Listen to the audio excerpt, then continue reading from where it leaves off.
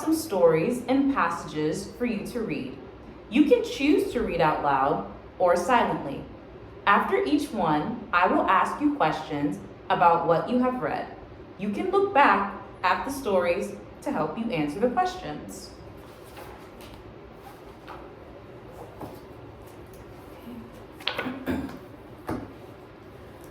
Tell me when you have finished reading this passage. Start reading now.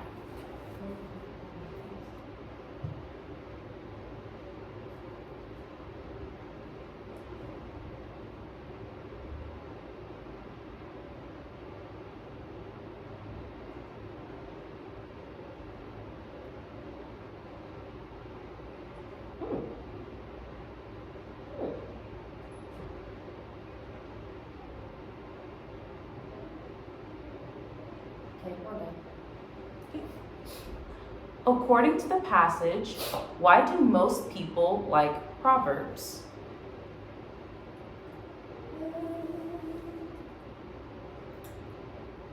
They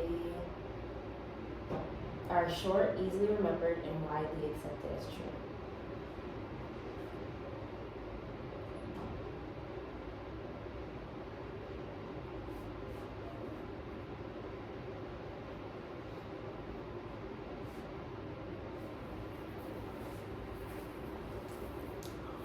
What were the oldest known proverbs written on?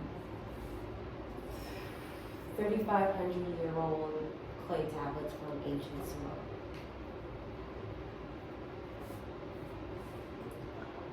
Why did the author mention Benjamin Franklin in the passage? He popularized many proverbs in his Poor Richard's Almanac.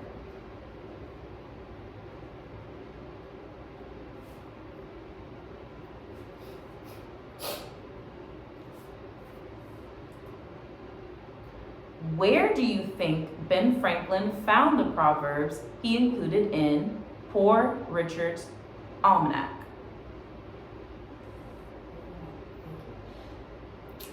He probably found them, well, he probably heard them from other people, but he also probably found them in books, maybe?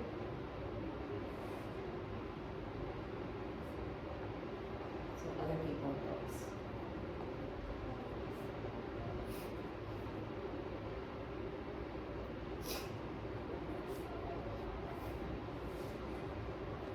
Which part of the passage tells you that not all proverbs are very old? The second paragraph.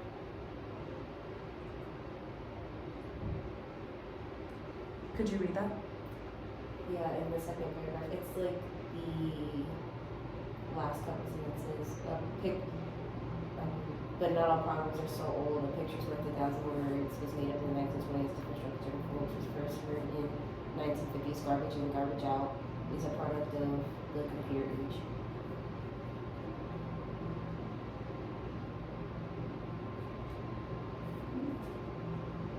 Which of the proverbs mentioned in the passage is a comment on computer technology?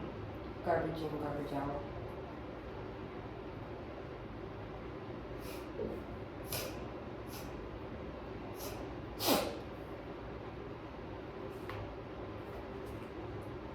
Which part of the passage tells you that proverbs are common in many different parts of the world?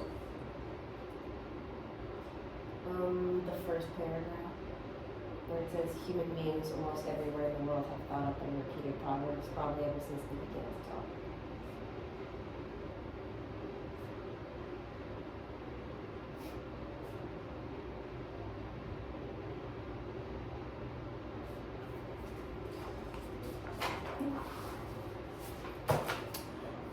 What is the author's main message in the last paragraph? Proverbs still are popular, like to this day.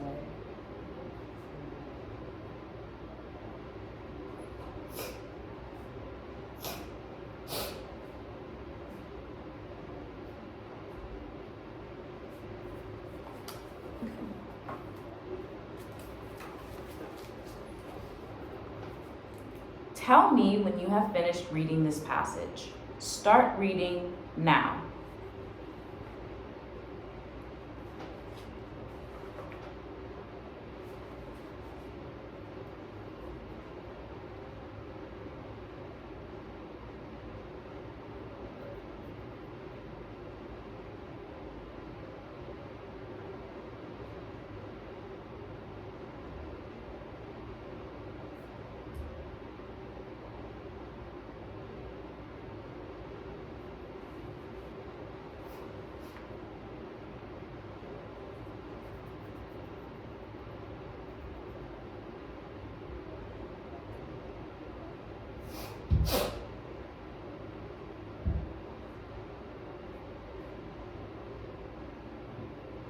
Done. What is the author's main message in this passage? The author wants to spread awareness about the decline of humpback whales due to people's people's interference with their lives and how people can help to get them off of the decline and help to actually have the population recover.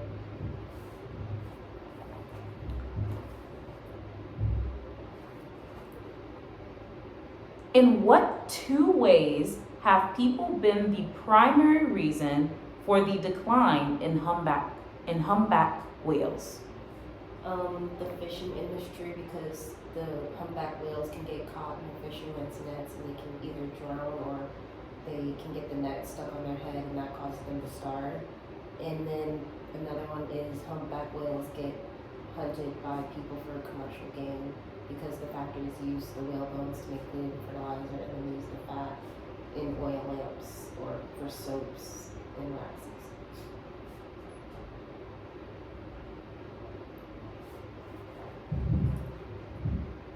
How do large humpback whales cause fishing nets to be lost or destroyed? They pull off the net from the boat.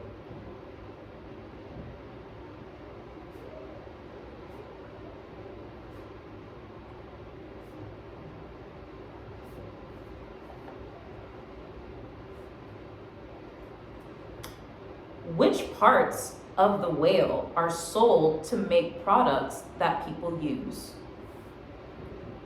Their bones and their fat.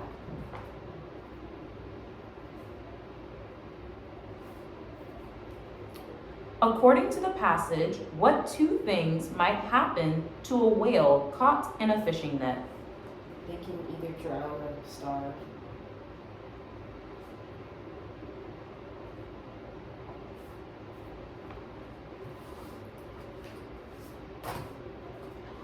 What caused the humpback whales to begin making a recovery?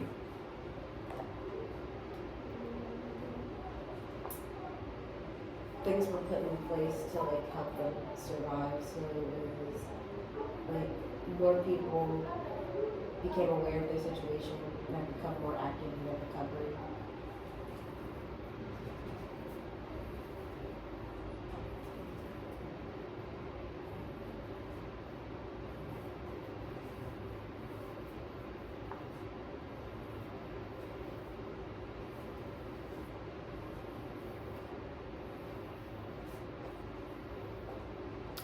Approximately when were there over 100,000 humpback whales in the world?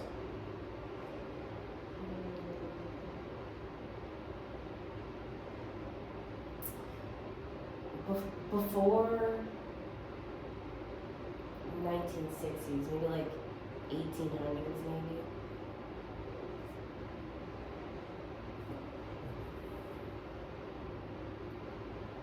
Late 1800s.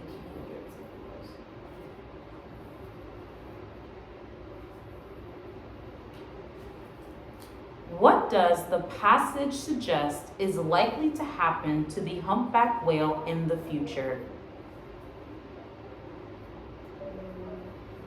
There can be a successful recovery of all species of humpback whales. if the protections remain in place for them.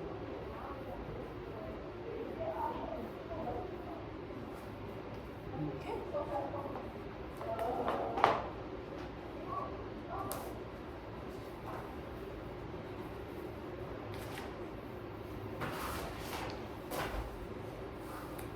Okay.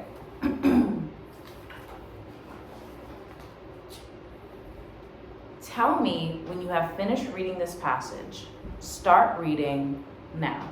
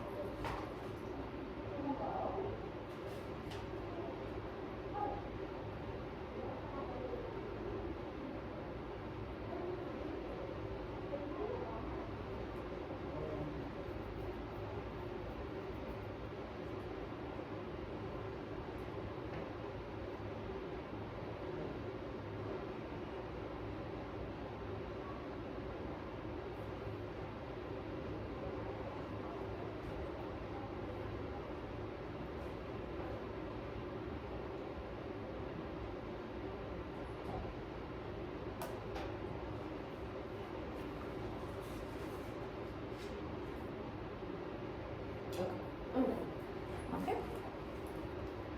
According to Tanya, what 3 things might happen if zoo prices are not raised? The zoo could close, the animals would be sold off to other zoos, and families would have to look somewhere else for weekend entertainment.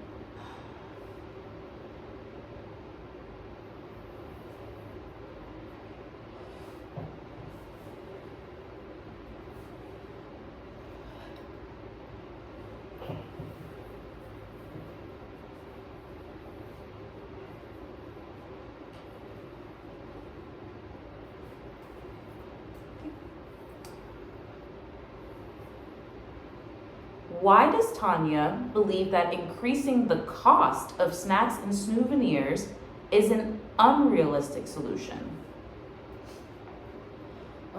She said that only 25% of zoo revenues are from those kind of sales, and also people would probably just bring their own snacks into the park instead of buying the more expensive stuff. And so it wouldn't even matter.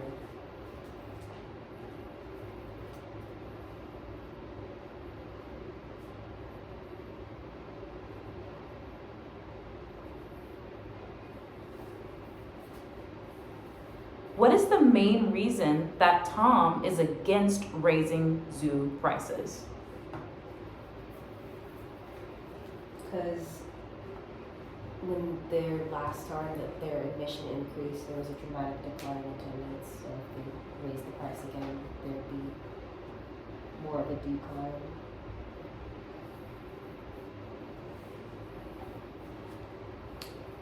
According to Tom, how should the zoo boost its income?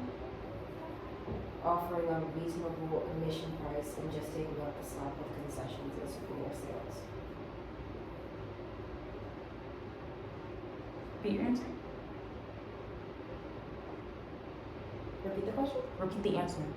Oh, they offer a reasonable they offer a reasonable admission price and take up the slack with concession and souvenir sales.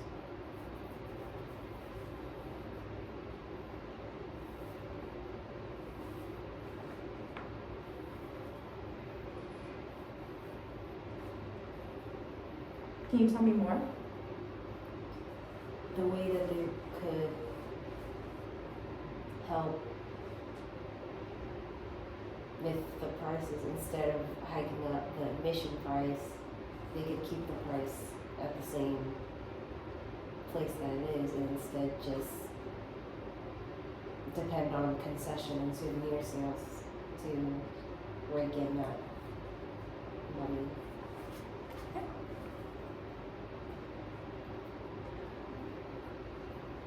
What important information is missing from Tom's letter to prove that zoo attendance dropped because of the price increase? I feel like actual evidence that they didn't attend because the price had increased. Like if you would have actually asked the people why they weren't coming to the zoo, or if they knew people who weren't coming to the zoo why, and then given like the people that weren't attending because of the price increase, that could have helped. But like these numbers could be for any, like it doesn't necessarily mean that it's because the price increased that they didn't come.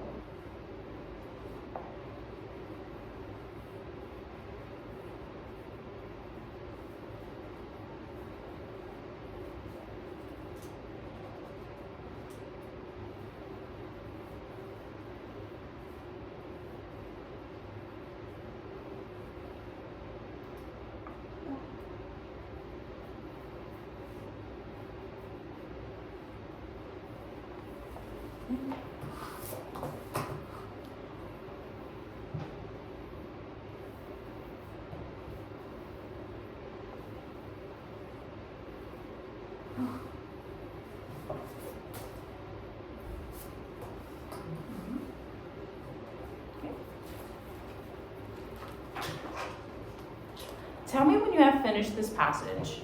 Start reading now.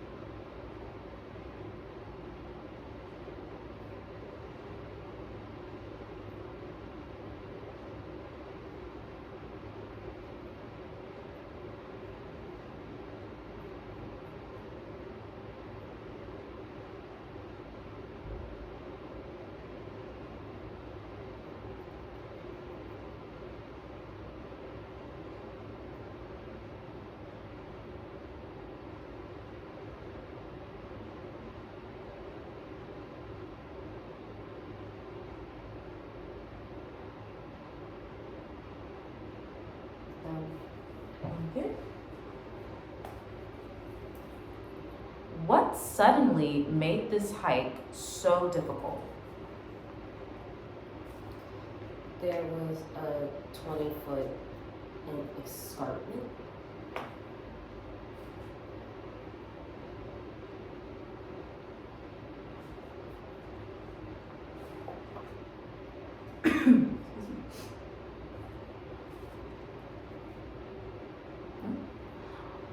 What was the most important thing the women had to overcome in order to scale the rock? The escarpment. Wait.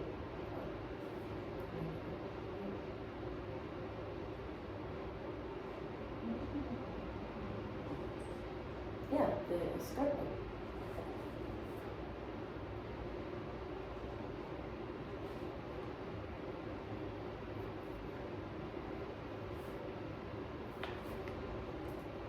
What kept the women from turning back when they saw the 20-foot cliff above them?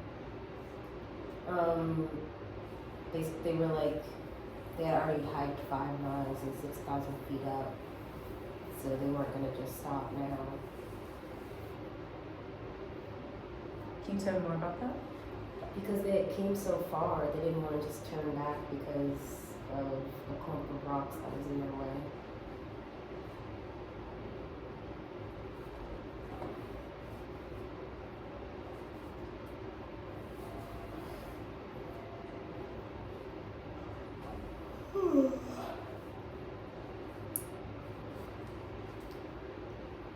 Near the end of the climb, why did Angela refuse to check on Sherry's progress?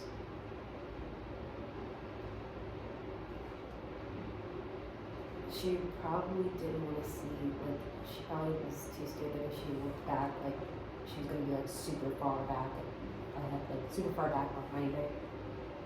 So she's, I guess, kind of hoping that she was just right next to her, and that she just kept going.